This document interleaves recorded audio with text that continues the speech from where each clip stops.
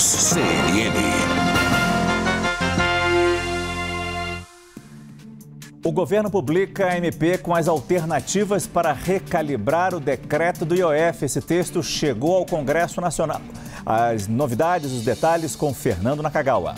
Márcio, o texto foi publicado agora há pouquinho numa edição extraordinária do Diário Oficial. São 9 páginas de um decreto que foi revisitado, o decreto do IOF, que foi republicado com algumas alterações e também com a edição de uma medida provisória, a de número 1303, datada de hoje, 11 de junho de 2025. Entre as medidas anunciadas nesta medida provisória, o governo confirma a imposição do imposto de renda de 5% sobre as letras de crédito agropecuário, as letras de crédito imobiliário, LCA e LCI, além de certificados recebíveis do agro, CRA-CRA, e dos CRIs, os certificados de recibo de operação imobiliária. O texto, pelo que eu li aqui, mantém a isenção do imposto de renda para os fundos imobiliários e também para os fundos de investimento no agronegócio, os chamados FIAGRO. Além disso, a medida provisória unifica o imposto de renda sobre aplicações financeiras, que tinha uma escadinha que poderia variar de 15% até 22,5%, em uma alíquota única de 17,5%. Outra alteração confirmada pela medida provisória, Márcio, diz respeito ao aumento do imposto de renda cobrado sobre sobre capital próprio. A alíquota era de 15% e passa para 20%. No texto, eu confesso que não consegui encontrar a majoração do imposto de imposto sobre as receitas brutas das plataformas de aposta. Talvez seja um item que não necessariamente esteja na medida provisória, já que a medida provisória poderia ser um dos instrumentos deste pacote de ações como alternativa ao IOF. Então, o Diário Oficial da União traz nessa edição extraordinária, que acaba de ser publicada, a reedição ou a edição de um decreto com as alterações revisitadas, com alterações sobre as alterações da medida do aumento do IOF, Imposto sobre Operações Financeiras, e também traz a edição de uma medida provisória de número 1303, onde são citadas várias medidas relacionadas a estas decisões adicionais para aumentar a arrecadação e assim compensar uma eventual volta atrás no IOF. E entre essas medidas estão, então, a citar o fim da isenção do imposto de renda para as LCAs, LCIs, CRAs e CRIs, que passam a pagar 5% de imposto de renda.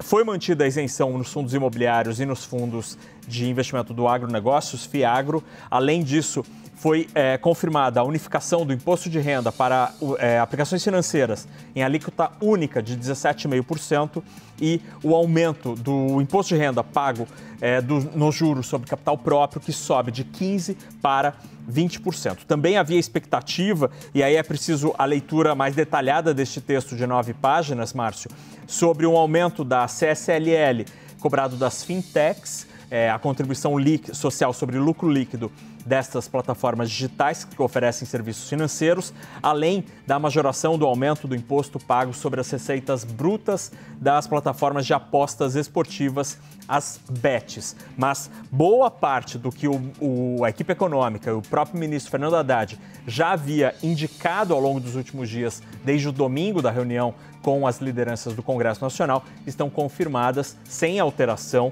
exatamente como anunciado pelo Ministério da Fazenda. Mas como você bem disse, Naka, essas medidas acabaram de sair, acabaram de ser publicadas, não conseguimos ler tudo ainda. Mas pelo pouco que se leu, dá para perceber que elas seriam mais palatáveis ao Congresso, sabendo a reação, especialmente, por exemplo, da Frente Parlamentar do Agro, frente ao fim da isenção das LCAs, por exemplo? Não me parece, Márcio. O texto aqui é bastante claro ao determinar o fim da isenção e a imposição de uma alíquota de 5% sobre uma série de operações, de instrumentos de captação de recursos.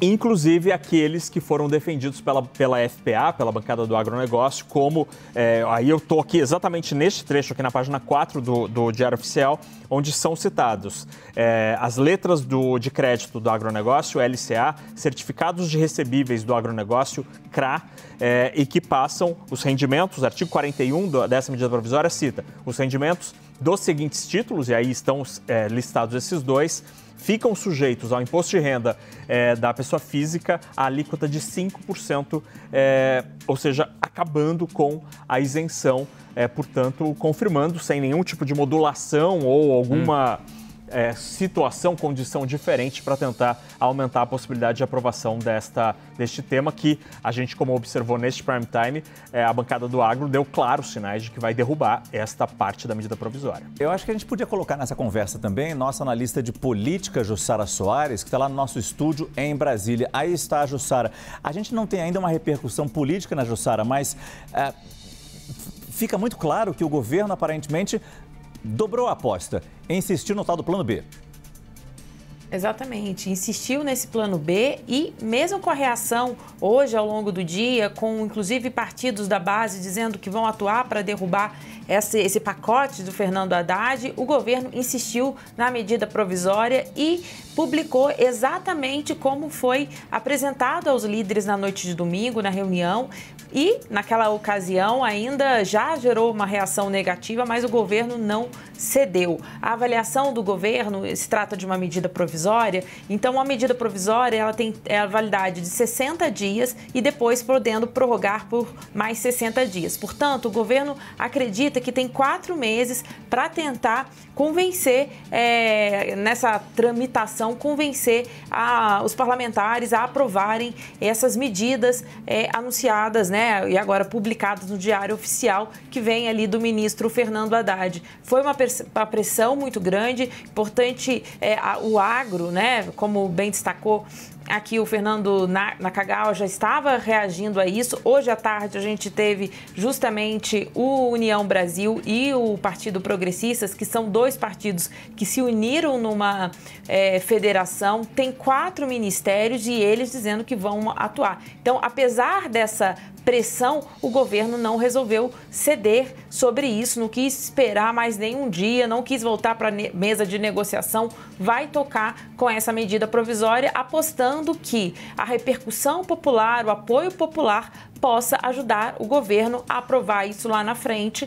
Lembrando que, pelas nossas apurações, tem partes desse texto, dessas medidas que o Congresso diz que consegue passar, por exemplo, o aumento da taxação das bets, mas essa questão das letras de créditos, né, e essas outras taxas em relação ao agro, isso o governo está bem reticente e promete atuar para derrubar. A gente sabe como as críticas que vieram do Congresso Nacional, inclusive do presidente da Câmara, Hugo Mota, Naka, é como o governo não estaria disposto a cortar gastos. Mas nem se agora, durante essa tramitação, durante essa negociação dessa MP no Congresso Nacional, mesmo se o governo falasse, vou cortar esse gasto, mesmo isso não iria influenciar na tramitação e nessas medidas que estão sendo anunciadas nessa MP? Talvez abriria uma nova janela de negociação. Exatamente. Alguma iniciativa ali poderia abrir uma frente nova na negociação e, pelo menos do ponto de vista político, o que a gente ouviu ao longo dos últimos dias é que se o governo trouxesse alguma iniciativa mostrando que estava disposto a cortar na própria carne, disposto a ter, de fato, algum esforço fiscal, o mundo político poderia sentar e discutir medidas que hoje parecem impalatáveis. Então, talvez seja necessário, para que o governo tenha alguma chance de sucesso na tramitação dessa medida provisória, nos próximos 120 dias, né, que é o prazo para uma medida provisória ser aprovada, ter alguma sinalização, oferecer algum sinal disso. E aí, só para, ainda sobre este ponto, que me parece o ponto mais polêmico do ponto de vista do agronegócio e dessa resistência do Congresso Nacional, Márcio, o artigo 41, que trata então das LCAs, dos CRAs, das LCIs e dos CRIs, confirma a informação que o Ministério da Fazenda já tinha dado de que essa tributação de 5% vale apenas para os papéis emitidos a partir do dia 1º de janeiro de 2026. Portanto, tudo que tiver de estoque que for emitido até o último dia útil deste ano não terá esta cobrança. Mas aí, um detalhe que ninguém tinha citado até agora. O parágrafo 5º deste artigo menciona que no caso de algum título deste tipo, uma LCA, uma LCI, emitida até o dia 31 de dezembro e que, eventualmente, possa ter uma alteração do prazo do vencimento, passará também a ter a cobrança. Então, caso haja uma operação antiga, de ontem, e que lá no começo do ano que vem, ao vencer, seja adiado o vencimento, também pagará imposto de renda. Então, abre até uma nova possibilidade de cobrança. É exatamente o contrário de um eventual sinal de tentativa ali, de negociação, de tentativa de flexibilizar essas condições, Márcio. É exatamente este trecho que a gente vê na tela, que trata da cobrança de 5% do imposto de renda sobre uma série de títulos que eram isentos até a edição desta medida provisória. Deixa eu colocar também na conversa nosso analista de política, Caio Junqueira. A gente aperta o quadradinho, cabe todo mundo. Caio, como é que vai ser essa negociação agora no Congresso, tendo à luz até o que aconteceu hoje no bate-boca envolvendo o ministro Haddad lá na Câmara dos Deputados? Vamos lá, Márcio. Essa medida provisória certamente ela não vai sair da forma como ela entrou, a chance é zero disso acontecer.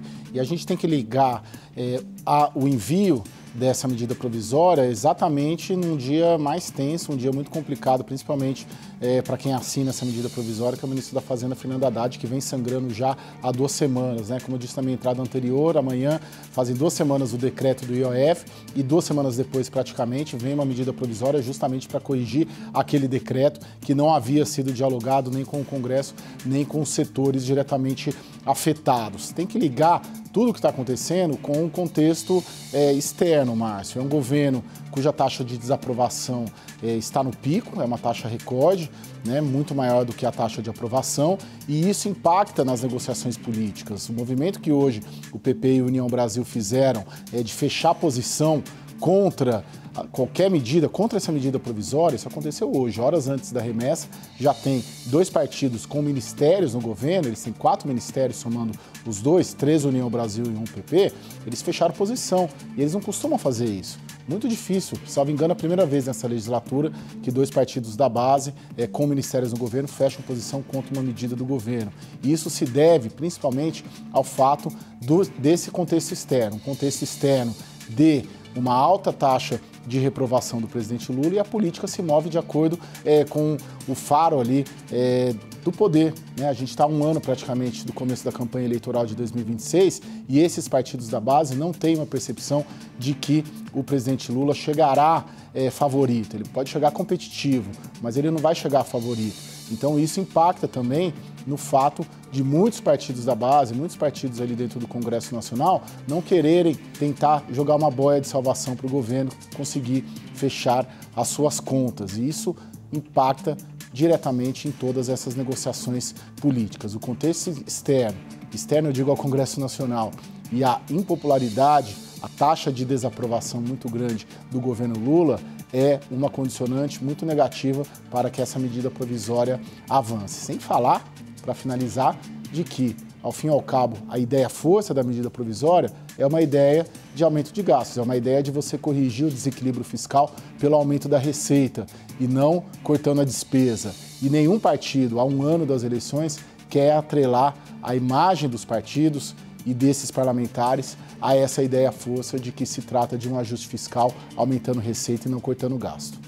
Há 1 ano agora, porque a medida provisória tem 120 dias de validade, ou seja, junho até outubro, e aí, Naca, fica mais difícil, como o próprio Caio está falando, de votar qualquer coisa prestes a começarmos um ano eleitoral. Definitivamente, Márcio. O calendário passa a ser um instrumento absolutamente essencial na decisão do mundo político e cada dia mais próximo do ano que vem torna a vida do governo mais difícil. Márcio, na leitura aqui, a quente da medida provisória, se me permite, também há a majoração do imposto, o aumento do imposto das plataformas de aposta esportiva. Está aqui no artigo 61 da medida provisória, que passa o imposto que era de 12%, sobe para 18%. Estes 18% serão destinados da seguinte forma: 6 pontos percentuais desta alíquota serão destinados para a Seguridade Social, para ações na área de saúde,